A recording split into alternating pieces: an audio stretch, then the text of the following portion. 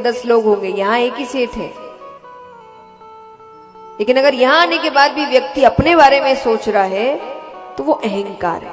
तो जो ताली अच्छे से बजाता है उसका इतना तो है कि यहां तो अहंकार नहीं लेकर आ रहा, यहां वो भक्ति में है।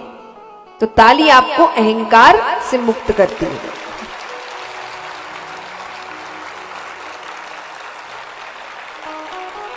अब दूसरा कारण है आपका, या दूसरा रास्ता है आलस्य। अब देखिए, जब कथा होती है तो कथा में बहुत देर तक कहानी कथाएं चल रही है, यानी आपको सुनना है। तो व्यक्ति बैठा रहता है चुपचाप। अब चुप इतनी देर आप चुप बैठेंगे और सिर्फ सुन रहे, थोड़ी बहुत एक दो झपकी तो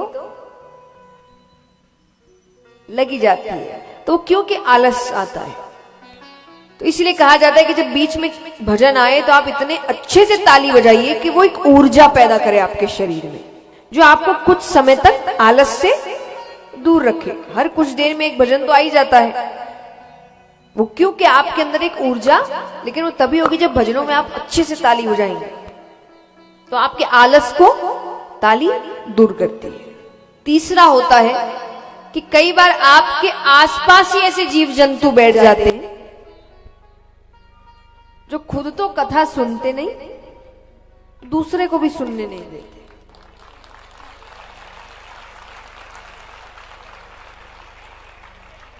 हर थोड़ी देर में सुपारी लें, सौंफ लें, पानी लें, किस गांव से, परिवार में कितने लोग, अरे इनकी अपनी कथाएं चल रही है। ऐसे लोगों के लिए कहानी आती है कि जो कथा में तो आते हैं पर फिर भी आके कुछ न्याल नहीं करते। कि एक बार दो दोस्त थे, तो उनके गांव में कथा होने वाली थी, तो दोनों बड़े खुश थे। लेकिन मतलब दुर्भाग्य से एक दोस्त को किसी काम से उसी वक्त दूसरे शहर जाना था और जरूरी काम था। तो उसने कहा अपने दोस्त से कि तुम तो जाना, तुम तो कथा सुनना, मेरी तो मजबूरी है। उसने कहा ठीक है। अब वो कथा हुई। ये कुछ दिनों बाद दोस्त वापस आया, अपने दोस्त से मिलता है कि तुम गए थे कथा सुनने? बोले हाँ गया था।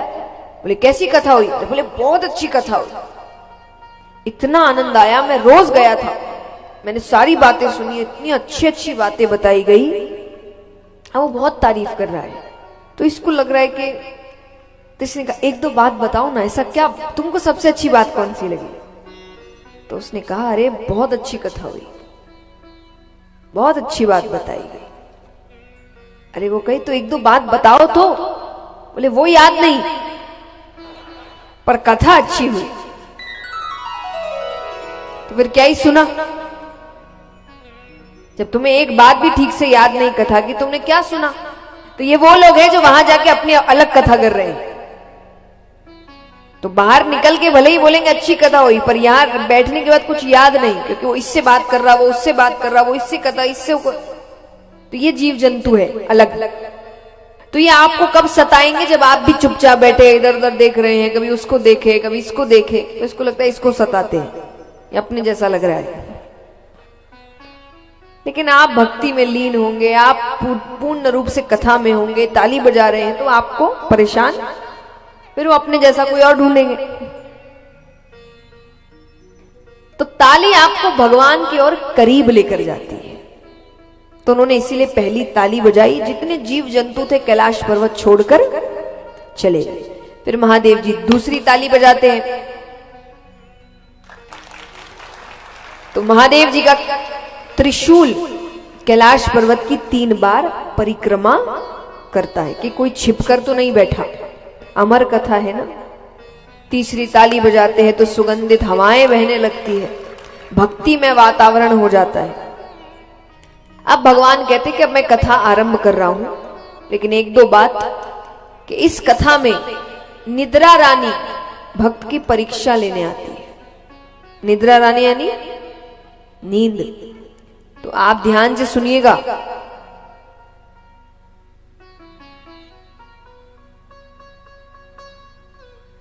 यहां बैठे बैठे देखने से ठीक हो जाएगा। ये सारे ध्यान कथा में ही भटकते हैं। हाँ, कोई आया नहीं कि वो जब तक बैठ नहीं जाए उसको ही देखो। और अभी आपके हाथ में एक पैसे की नोटों की गड्डी पकड़ा दे तो गिनने के लिए, तब तो सामने से बड़ा व्यक्ति चला जाए, मजाल है किसी की आंख ऊपर हो जाए, तब तो पूरा ध्यान है।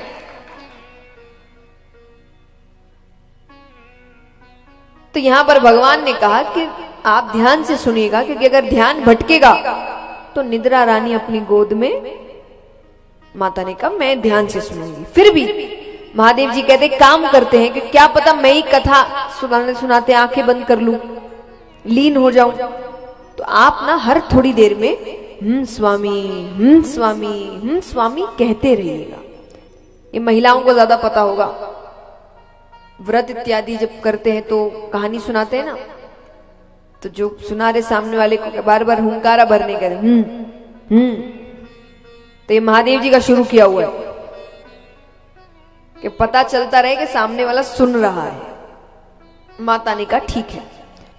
अब वो कथा आरंभ करते हैं। आरंभ करने यानी उसी वक्त उस पेड़ के ऊपर एक सूवे का अंडा पड़ा है। सूवा यानी तोता, उसी वक्त फूटता है, उसमें से एक शूक बालक निकलता है, वो भी बैठकर कथा सुन रहा है। थोड़ी देर तो महादेव जी ने आंखें खोल के कथा सुनाई, फिर उन्होंने आंखें, अब वो कथा सुना रहे हैं पर उनकी आंखें बंद है। और माता ने भी थोड़ी देर तो कथा सुनी, थोड़ी देर बाद सो गई। पर महादेव जी रुक ही नहीं रहे। क्यों नहीं रुक रहे? तोते का यह स्वभाव होता है कि कोई शब्द बार बार सुन ले तो वो दोहराने लगता है। अब माता तो सो गई, अब वो शुक बालक कह रहा है स्वामी स्वामी स्वामी। और ये भक्ति की चरम सीमा है कि महादेव जी को उस तोते की आवाज माता की आवाज लग रही है। यानी वो इतने लीन है, उनके बस कान में आवाज जानी चाहिए। कथा सुनाए जा रहे हैं। अंत में उन्होंने किसी प्रसंग से अपनी आंखें खोली कि आपने क्या समझा। अब देवी तो नींद में, उनको उठाते हैं। माता ने कहा मुझसे आप फिर से सुनाइए, मैं अब नहीं सोऊंगी। भोले बाबा ने कहा वो तो ठीक है, पर अगर आप सो रही थी तो इतनी देर से हम स्वामी कौन कर रहा था? इधर उधर देखते हैं, नजरें ऊपर जाती है। अब भगवान को लग रहा है कि इसने चोरी से कथा सुनी। ये मायावी है कि त्रिशूल जब परिक्रमा किया उसमें भी ये नहीं आया, तो इसने चोरी से, तो वो क्रोधित है। अब आगे आगे शुक बालक और पीछे पीछे हाथ में त्रिशूल लेकर महादेव जी। अब वो देवताओं के पास जाए पर कोई मदद करने को तैयार, कौन महादेव जी से बैर लेवे, महाकाल है। तो कहते हैं कि जब दैत्यों से संकट आए तो देवताओं के पास जाओ, पर जब देवता से ही संकट हो तो, जब देवता से संकट आए तो